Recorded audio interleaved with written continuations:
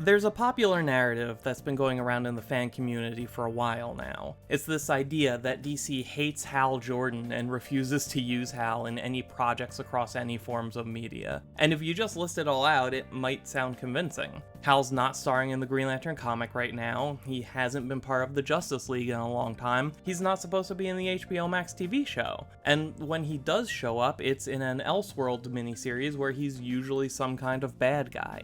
But no matter how I look at it, I just can't agree with this idea that DC is somehow disrespecting the character, or the fans of the character, by choosing not to use him for much right now.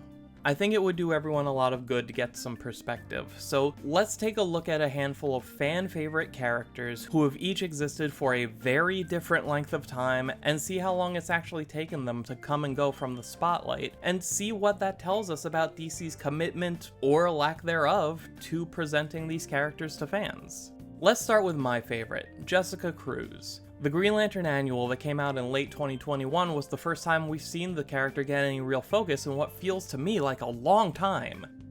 Except that feeling is wrong, because I checked the dates. She first showed up in an issue of Justice League and became a mainstay of that book from 2014 to 2016. The series then reshuffled and renumbered for DC Rebirth, and she stayed on until 2018. At the exact same time, she co-starred in a new Green Lanterns book that also ran from 2016 to 2018. As soon as that series ended, she moved over to Justice League Odyssey, which ran from 2018 to 2020. Jessica Cruz has been used non-stop from the moment she was created in 2014 right through the end of Justice League Odyssey in 2020.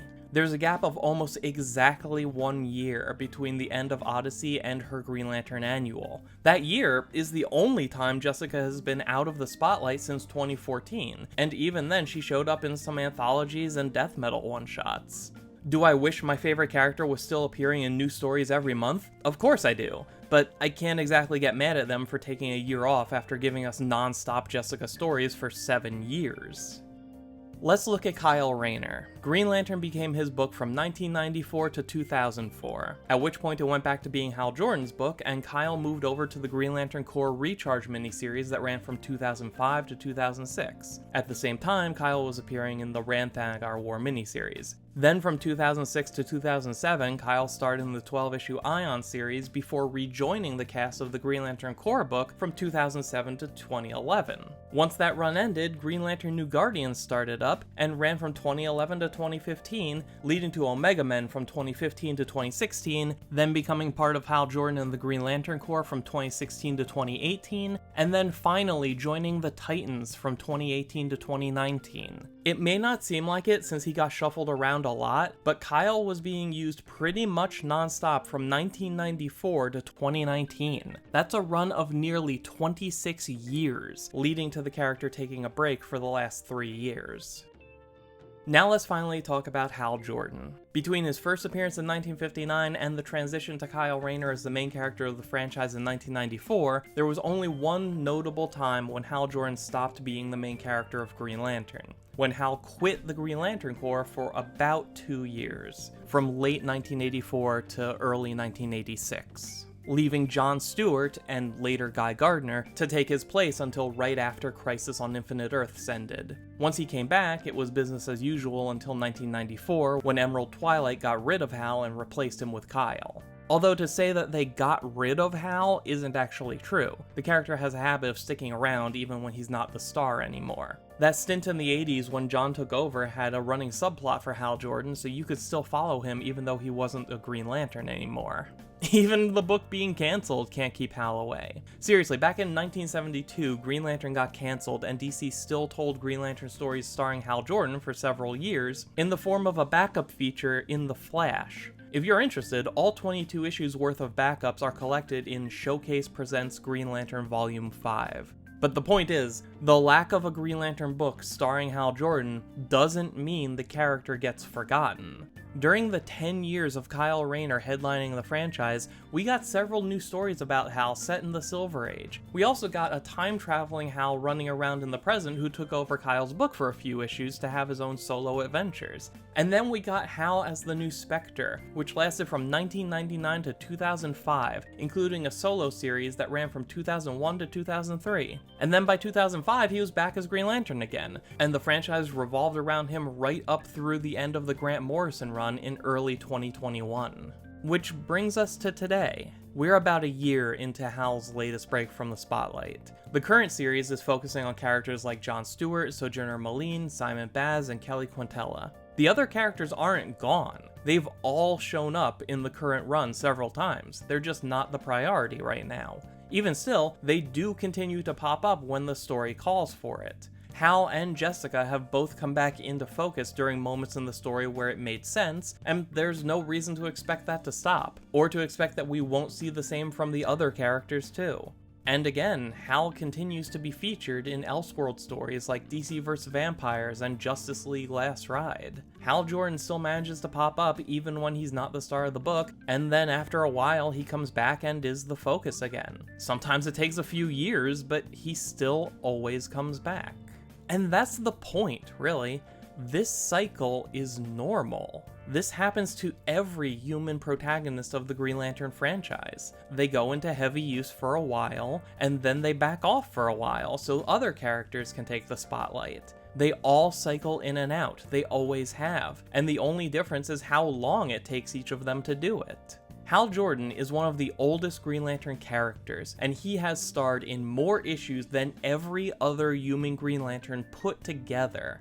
You have absolutely no reason whatsoever to worry about the future of Hal Jordan, or be concerned about what DC thinks about the character. He's not gone any more than Jessica or Kyle are gone. He's just waiting his turn. And I imagine a lot of the response to this will be people talking about how none of this would ever happen if there weren't so many human Green Lanterns, and how the only Earth Lanterns we need just happen to be the specific favorites of whoever is writing the angry comment. And to everyone thinking some version of that, I offer one final bit of perspective.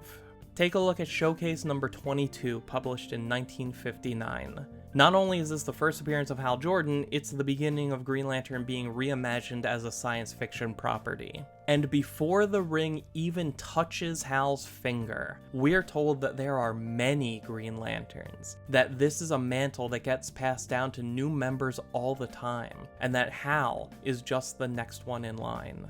The Silver Age began by cementing Green Lantern as an identity shared by numerous people, and the creation of Hal Jordan, a legacy character meant to replace both Abin Sur and Alan Scott, was the first step towards ensuring that Green Lantern would never revolve around one single main character.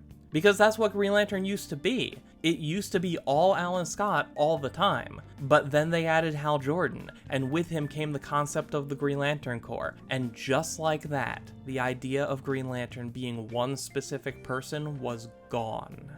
And that's a good thing, because even if you don't personally like many or any of the characters who came after Hal, the fact remains that a lot of us might not have become Green Lantern fans without those characters.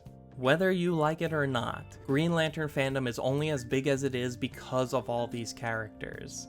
There are plenty of people who only like Hal Jordan and couldn't care less about any other Human Lanterns, just like there are plenty of people who love Kyle Rayner but don't want to read Hal Jordan stories. Every Green Lantern fan has their favorite characters and the characters they don't care about, and if you remove any one of them, if you decide from now on there will never be another Hal Jordan book ever again, you'd lose a large chunk of the fan base and it would do irrevocable damage to Green Lantern as a franchise. Just like how you would completely gut the Green Lantern franchise and fandom by making it all Hal Jordan all the time, ensuring that anyone who's a bigger fan of the other characters would have less reason to buy the book.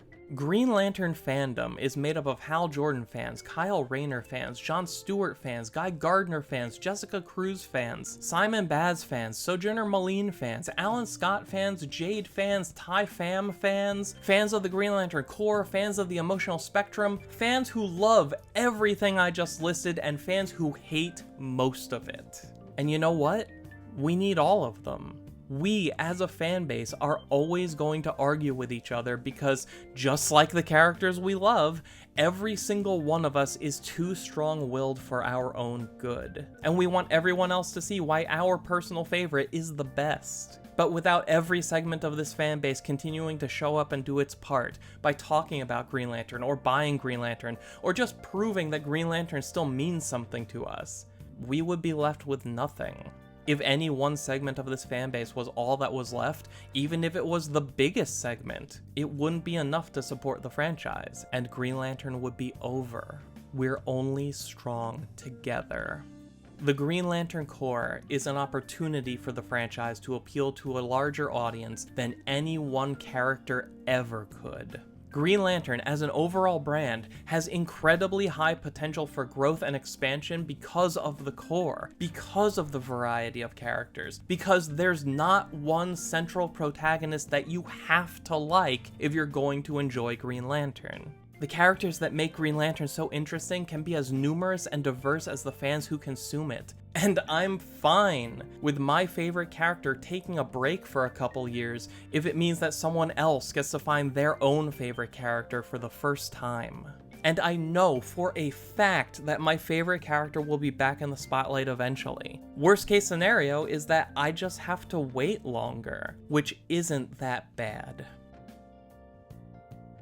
Thank you all for watching. If you enjoyed this video and want to see more like it, please consider subscribing and hitting the bell notification to make sure you never miss a new one. You can follow Mosaic Comics on Twitter, and the script for this video is available at mosaiccomics.blogspot.com, links in the description below. And while you're down there, leave a comment with your feelings on the way Green Lantern protagonists cycle in and out to make room for each other. Thank you for taking the time to watch. My name is Dan. We'll talk again soon.